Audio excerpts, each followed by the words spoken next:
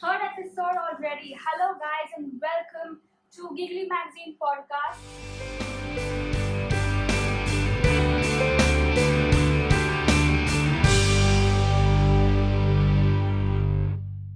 I am Shanaya Wagh, your host, editor, and founder of GiGlee Magazine. And last time we talked about how the Daulatabad fort is unconquerable, and this fort is in Aurangabad, India. This time we are going back to Europe into the city of love and lights, Paris. There is no dearth of historical monuments in Paris. There are so many. You can just think about so many. And the first thing that comes in front of your eyes is the Eiffel Tower. But there is one place in the city of Paris where there are so many historical artifacts than any other place in the world, you can say. What am I talking about? Of course, it's the Louvre Museum in Paris. Now, before we go to the Louvre Museum, let me tell you what I felt about the Louvre Museum before I visited, so my prejudices. The first time that I actually read about the Louvre and saw the pictures was in my French textbook in school, and we had this glass triangle sort of picture, the Louvre pyramid, as it's so famous in our textbooks, and I was under the impression that the Louvre Museum building is a very modern one. Like, it has a glass pyramid, so it's gotta be modern and stuff like that. And I've seen that glass pyramid in movies, so it was a prejudice that that's what it is. So then we went to Paris and we had a day tour. We went to Paris to Versailles, and from there we came down to the Louvre Museum. And we took a turn, and then our guide was talking about the museum, and she says, "Well, that's the museum." And I was like, "That's the museum, but where is the modern building? What I can see is old French architecture, something very close to Versailles." And that was the first time that I realized what the meaning of the largest museum in the world was. And Louvre is the largest museum, and seems to be what it runs for miles together. Like, it never ends. That's how long it is and large it is. It has some 415,000 artifacts in some 700,000 odd square feet. That's how big it is. And I had visited the British Museum before. I had been to local museums, and nothing had prepared me for the magnificence and expanse of the Louvre Museum that I saw. That's when I really understood, whoa. First of all, this is no modern structure. It's a royal palace. Yeah, Louvre Museum is a former royal palace, and it's huge. So, actually, the Louvre Museum started in the 18th century. Before that, it housed French monarchs, and it started off as a castle to protect the boundaries of Paris. And today, it's such an integral, important part of the city of love and lights. So, I want to talk to you about the 4 artifacts that I saw in the Louvre Museum, which are amazing. They're not really artifacts, they are galleries and artifacts and sculptures and everything that you can find. And the first thing that we'll talk about, the first artifact or the gallery, is the Napoleon III apartments. I have spoken extensively about these. I've posted it on social media, I've made a video about it, I've written about those monuments, those apartment rooms, because I was not prepared to see them. What happened was our guide left us after a while. She said you can roam around, and the museum is so huge. It's got complicated corridors leading one place to another. So we basically got lost, and after a while we stumbled upon these apartments. Now, I was curious because it's a museum. I know that how can you have apartments in a museum?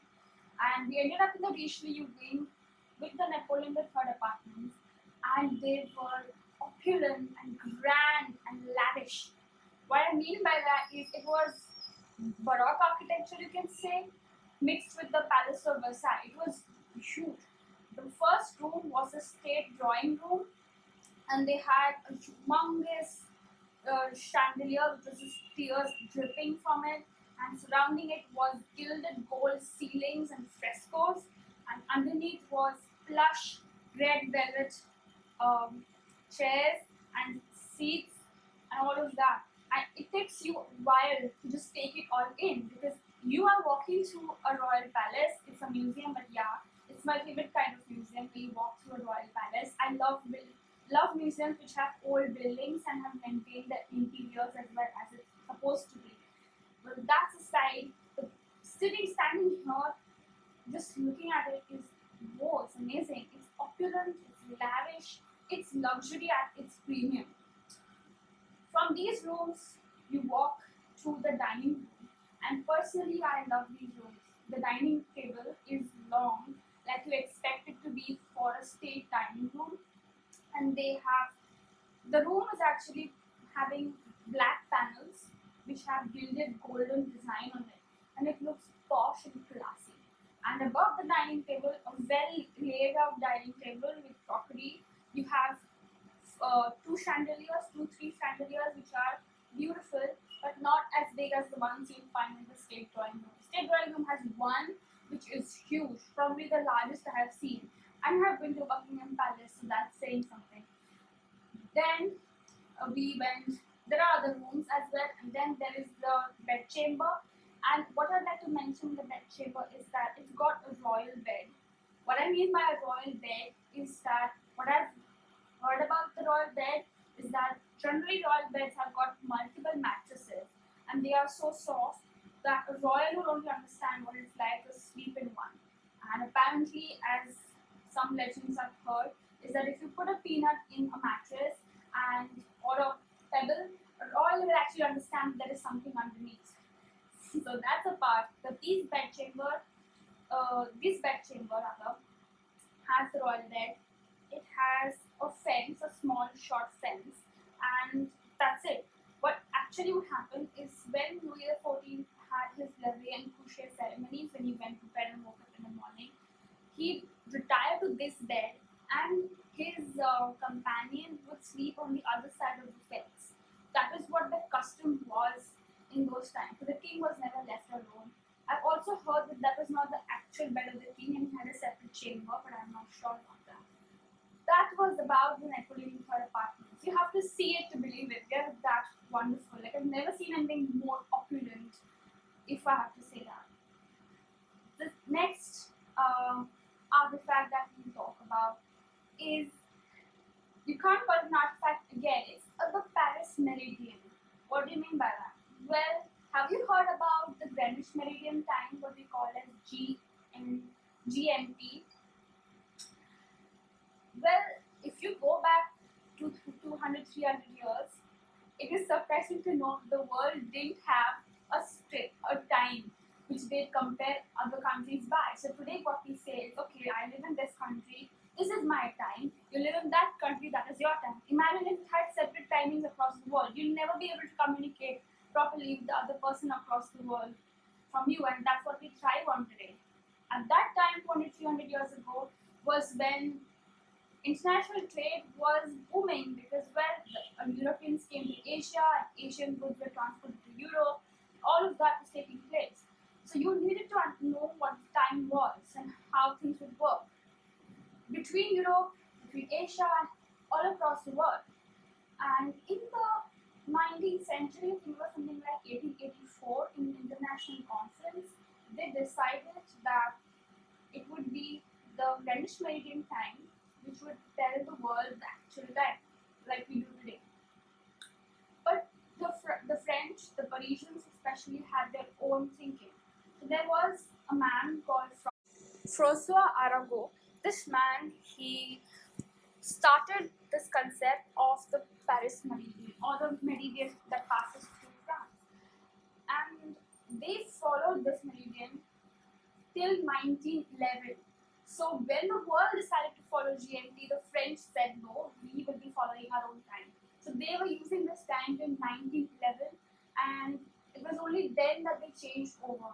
But they quickly realized that they will be missing this line. They'll just forget it, and to preserve its history, they decided to Actually a Dutch artist put up medallions throughout from the north to south of France. Remembering this line, some of these medallions are apparently missing today, but one still exists. A couple exists in the Louvre Museum, so you get to see that, and you get to see this line in the Louvre Museum. So that's something that you will not be able to see just that way. You can see it, I think, in the observatory, but this is something that you can see in the Louvre Museum if you happen to visit it. And yes, you can also visit GMT, but that's something else. So that leads us to the third. This is sort of a statue artifact. It's the winged victory of Samothrace. Samothrace is a group of islands in the north of Greece, and this winged Nike, she comes from there. And the reason why I have to tell you about her is because when I saw this statue, something just happened to me. I was like, oh my god, this is incredible. What the statue is, that it's a woman, a winged woman representing the goddess of victory, or as the Greeks call her, Nike, as in the Just Do It sports brand Nike. She is standing at a prow of a ship. Or you can just say that she's standing on an edge. That was what I felt it was. She's standing on the edge of probably a coastal line which just falls down, the ones you find in Ireland. But she's standing at the prow of a ship, if you're going to be historically correct. And the ship is at sea. So when the ship is at sea, you have the waves of the ocean hitting the ship, and the spray just splashing on the person standing at the prow. And she's standing regally as if she is just challenging the sea beyond, but she is damned because of the sprays. And how I can say that is because she is basically made up of stone marble, but you can feel it in her clothes. That's the way the artist has designed her. That you can see the dampness in the way the clothes are sticking to her and have become translucent at her torso. And you can feel the wind, the energy and the velocity of the wind that's pushing her behind in the way her clothes and the clothes are draping her body. And there's something about that velocity and energy that drew me to her. And the wings are as regal as they can be. And the best part is that her face, her head is not present. So it's missing, I think, or it's just not done. It's just from the neck below. So you can imagine for yourself, let your imagination run wild, let you look up to this female figure, whether she's challenging the ocean, whether she's looking at it with pride, or whether she's looking at it with victory. The history behind this goddess, the winged victory of Samothrace, is that they built this they made her in the 2nd century BC. How? So they made her in the 2nd century BC to commemorate a naval victory that they had. And from there she's come down now to France. So that's her story, and I must tell you need to see her. And she was previously placed apparently in a cliff, and in a hollow, placed in a cliff, overlooking the theater of the great gods. That's what her story is, and now she stands in the corridors of the Louvre Museum, treating tourists every single day. That leads us to the last. This is a painting, and you can probably guess who I'm going to point out to. It has to be Mona Lisa. That's the main attraction in the Louvre Museum. She has got an entire wall to herself. So you can imagine how important Mona Lisa is. Mona Lisa is a painting by Leonardo da Vinci, and he's done the painting in the 16th century. What's so important about this painting is that, first of all, we don't know who this woman was.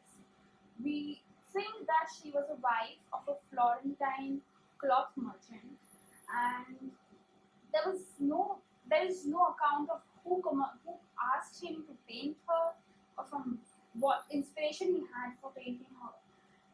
And he apparently carried this with her to the French court. So we don't know anything about her life, and mysteriously, even the painting, it has a very mysterious, enigmatic past in itself, and now it's at the Louvre Museum.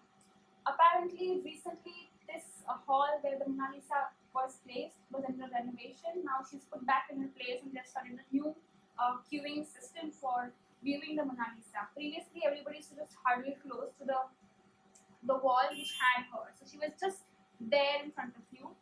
The important things that you must notice when you look at Mona Lisa is that she's wearing a veil. And that veil, people say is a mourning veil. She's a widow, probably that's why she's mourning. Or some people say that that was the attire worn by women to show their virtue. So we don't know, again, that's all, but the veil is something I would like to point out because it's so delicately done. It's almost transparent, you can barely see it, but it's exquisitely painted on her head and the ending on her forehead. So that's something that just drew me in. But what I personally believe about Mona Lisa is what draws people to her is her eyes. If you notice her eyes, they're black, they're beady, but they have this kind of power with which she's just looking at you, straight at you. So I personally believe that if you walk on either side of the Mona Lisa, she is staring at you from wherever you are. So it looks as if she's actually looking at you and commanding you to look at her. That was about the Mona Lisa. So we talked about Napoleon III apartments, then we talked about the Paris Meridian, then about the Winged Victory figure of Nike, and then about the Mona Lisa. That you can't miss the Mona Lisa when you go to Paris. When you go to Paris and Louvre Museum. So have you been? That was my journey. You can say that's what some of the things I saw at Louvre Museum. Have you been to the Louvre Museum? Or haven't you? Is it on your list? Please comment it below. And if you have a favorite artifact, please comment the name of it below as well, that you can find in the Louvre Museum. That leads us to the next section of the quizzes. So here are your questions. The first question is, where was the world's first stock exchange located? Now I know this is a bit out of the normal question range, but previously I was going to make a video on the history of the Bombay Stock Exchange, but I thought it was a little weird from what we generally cover here.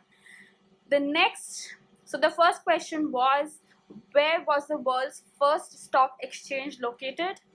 The second question, and it's funny, the name of which castle in Germany literally translates as New Swan's Castle? The third question, in which city is Barry Gothic or Gothic Quarter located? I would like the city's name, or you can just the city's name. The fourth question, what's the color of Japan's Matsumoto Castle? I want the distinctive color of the Matsumoto Castle. And the fifth question is, who moved his capital to Daulatabad in the 14th century? We have covered this in the last video, so if you watched it with care, you would know who it was. And I kind of jumbled up his name in the beginning as well, so you should know. The next segment is the Q&A, and I found this question on the internet. I don't know who asked it, but it asks, which ones are some of the most interesting monuments in the world and why? Personally, I don't think you can pick up monuments and say, okay, that's important, that's interesting. What makes a monument interesting is how it's conserved, what's its architecture, and how well its story has been told to us. So it's upon us to make an artifact interesting for the people who visit it. So the more an artifact's been well presented and documented and made interesting, the more people will come to it. But saying that, some of the lesser known monuments are also very interesting. And if I were to contradict myself, let me tell you 2 to 3 occasions where I have personally felt moved when I visited a monument. So the one which is not so clear in my memory is when I went to Shivneri Fort in the Pune district, you can say. So Shivneri Fort is where famous Chhatrapati Shivaji Maharaj was born. And I distinctly remember some parts of it when I said, oh my god, he was born here. Such a historic moment and a pivotal moment in Indian history. But the two recent places I've been to in the last 5 years, which have really stuck with me, is the first trip we went to Agra at the Taj Mahal. Now, I don't want to get into conspiracies. I don't like it because the first time I went to Taj Mahal, I was struck by the sheer beauty of it. Not just its symmetry, but its magnificence in height. And I literally don't care who thought about it, who imagined it, because whoever it was, he was fantastic. He was literal artist, if you can say. It's so precise, it's so magnificent, and that height, nothing can prepare you, not even any picture in a camera lens can prepare you for the beauty of the Taj Mahal. It's just wonderful. So that was the first time, and completely contradictory to this magnificent beauty was when I went to Stonehenge in England. So they are old stones, but I found there was some kind of aura there, which made me think about ancient history and how that aura still is there and around the stones. I felt that as Stonehenge. So that's just my feeling. That's my views to that question. And the last segment is something new I learned this week. Well, last Saturday I happened to visit a lecture series on Italian art, and I'll be visiting that in the consequent weeks as well. This series talked about the 15th century Italian art, so we talked about Masaccio and Filippino DP and Fra Filippino DP and all of that. What I found interesting was sometimes it's only when somebody explains things to you that you really realize, oh yeah, there's a difference between the 14th century and the 15th century. And in the 1400s, what's happened is that art became so realistic that that's made a big change in how we see art today and how we draw. So we understand that humans are 3D, they have space, they have emotions, they have proportions, and they have a mathematical way to place bodies. So yeah, humans have their 3D, so they have proportion, you have a perspective, you have emotions, and you have shading. And that's been shown in the kind of pictures that started cropping up in the 1400s. So we found out that there were architectural, so people have actually shown the difference between somebody standing close to you and somebody far away. So the person standing close to you should be larger than the person behind. That was what it was about, proportion and perspective, and they used some lines which lead to supposedly a blind vision that's mathematical again. So they used mountains, lanes, rivers, and initially basically architecture to point out to one specific person and showing you perspective and dimensions. That was a big change in art and for humans as such, especially in Europe, and as painting has now spread across the world. And we also talked about artistic quotations, which I felt was very interesting. So in the end, they asked us a question on artistic quotations and who used them in their paintings. So I got the artistic quotation right, but got the painter wrong. So I got second prize. Woohoo! I'm happy about it. Okay, so what are artistic quotations? It's like quotations. We love to share them, don't we? We share quotes on social media all the time. So what these Renaissance people did was, they were artists. So they studied the classical sculptures, so sculptures from Greek and Rome, and they used those sculptures or paintings, little paintings survived from those times. They used those in their art, especially in the 15th century, and this used either the same person or the same way the sculpture looks to represent somebody else. That's an artistic quotation that they use. So this is a classical artistic quotation. I found that very interesting, the thing that people have been sharing sort of quotes from one person to another for so many centuries now. So that brings us to the end of this week's video. I hope you liked it. I love recording it. I'm going to say a thank you again for your support. And if you liked listening to me or watching me, please share it with your friends share my history with more people, and we can comment and have a nice conversation under this video. So please comment as well and share it. I will see you next Friday and have a great week ahead, an amazing weekend. Bye bye.